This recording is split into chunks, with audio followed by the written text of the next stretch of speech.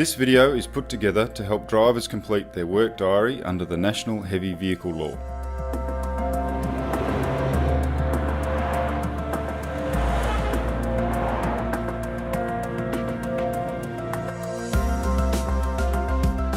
Remember, it's against the law to drive a fatigue-regulated heavy vehicle if you're affected by fatigue. Hi, my name is Kenworth. I'm going to fill out a work diary using the standard hours. We know it's compulsory unless you have an exemption approved by the regulator, so we might as well get it right and save the hurt to the hip pocket. The first things you want to check when you get a new diary is that the application form, which is the first page, is completely filled in.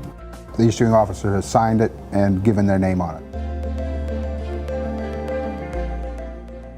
Now let's go to filling out the daily page. It's best to do this as you go along to stay on top of it.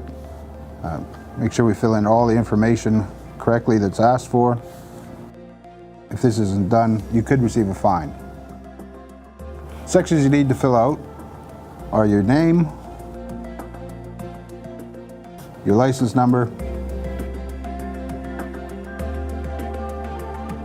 number plate of the vehicle you're driving, today's date,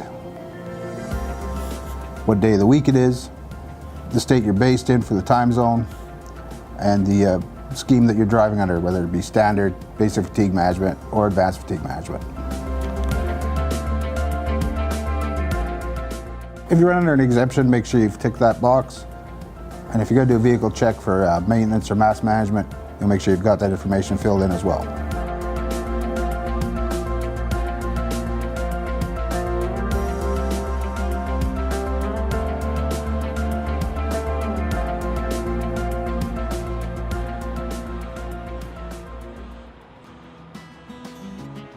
Drivers who need to complete daily or pre-trip checks need to be accurate when recording the time for those checks. In one intercept that we saw, the driver claimed he took half an hour to do his vehicle check that morning, but he had a completely bald outer tyre which would have shown up. Making false entries is an offence. Next we have to fill in the time, the place, and the odometer.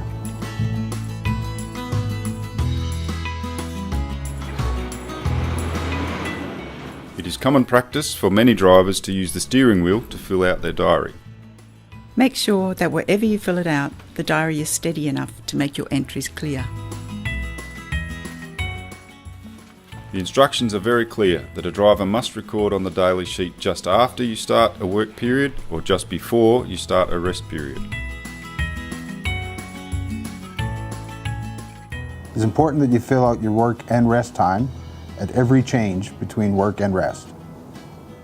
To record work hours, draw a straight line across the daily sheet in the My Work area to match the hours of work. I've driven from 6 till 10 p.m. I prefer to use a ruler. Mark this, keeps it much more neat and tidy and looks professional.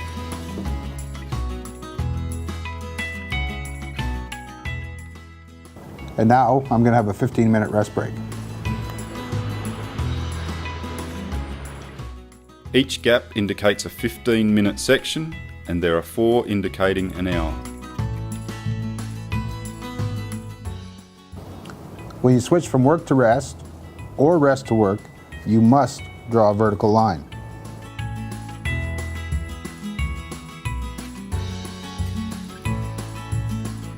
A recent survey of transport employers indicated fines received for not ruling vertical lines. Whenever you change from work to rest or rest to work, you must record the location and the odometer reading. So I've stopped in Grafton, and the speedo says 40,500.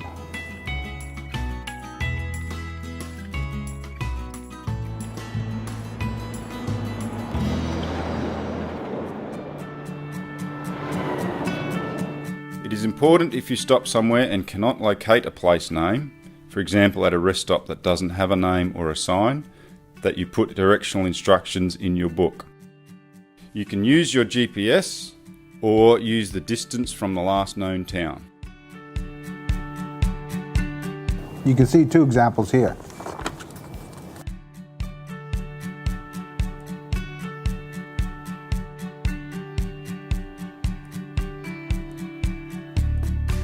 When I start work again, I don't need to write anything as the location and odometer haven't changed. Another important fact to remember is if you're in a suburb of a capital city, for example Laverton in Melbourne, Oxley in Brisbane, Campbelltown in Sydney, you must record that as the place, not Melbourne, Brisbane or Sydney. If the end of your rest period is on the next daily sheet, you must repeat the place name and odometer reading at the end of the rest break on the new daily sheet.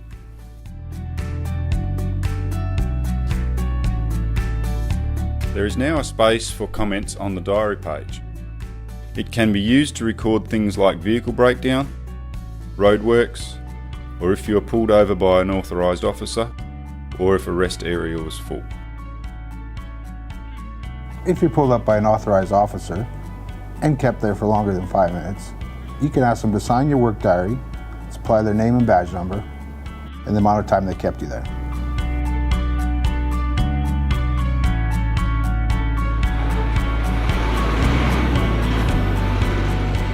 I start driving again at 10:15 p.m. Plan to travel for 3.5 hours, which will take me onto a new work diary page, and then I'll have another 15-minute break. So I route to the end of page 1, which shows I've worked 5 3/4 hours on that page.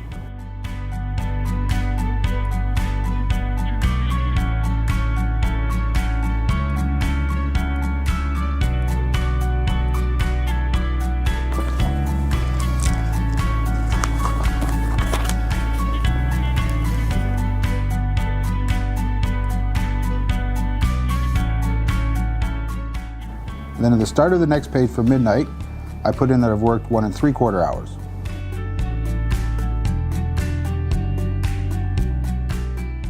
That's my 3.5 hours.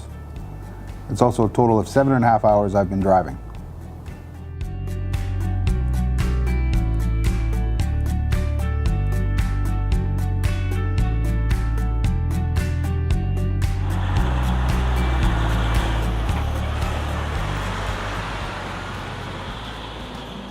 If you're on standard hours, you must have worked no more than 7.5 hours and must have a half-hour break. In a period of 11 hours, I'm allowed to drive 10. Must have break times that total at least an hour, and they can be taken as 4 15-minute breaks, 2 30-minute breaks, or 2 15 minutes and a 30-minute break combined. In any 24-hour period, I must not have worked more than 12 hours, and I must also have had a 7-hour continuous rest. This video has been about filling out the work diary under standard hours only. Basic and advanced fatigue management are options available to accredited operators. To work under a BFM or AFM accreditation, you must be trained and inducted into the operator's fatigue management system.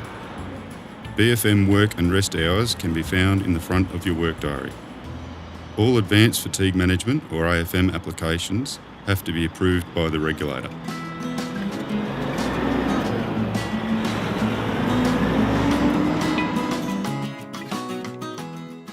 What is considered work in the diary? Work can include activities such as loading or unloading your truck, vehicle checks, fueling up, or anything else to do with your vehicle.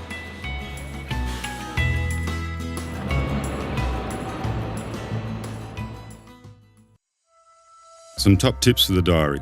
Make sure you've filled out all the personal details at the top of the page, including your name, licence number, rego of the vehicle, the day and date, the time zone of your base, and your work rest hours option. Keep your diary neat. If you need to cross out in your work and rest areas, make sure you use a squiggly line and a straight neat line anywhere else on the diary page. Remember to initial your changes. Fill out the comments box if needed. Remember to include details of breakdowns, roadworks, intercepts, etc. This could save you issues later on. Some tips for alert driving. Take regular breaks. Eat good healthy food when you can. Get some exercise.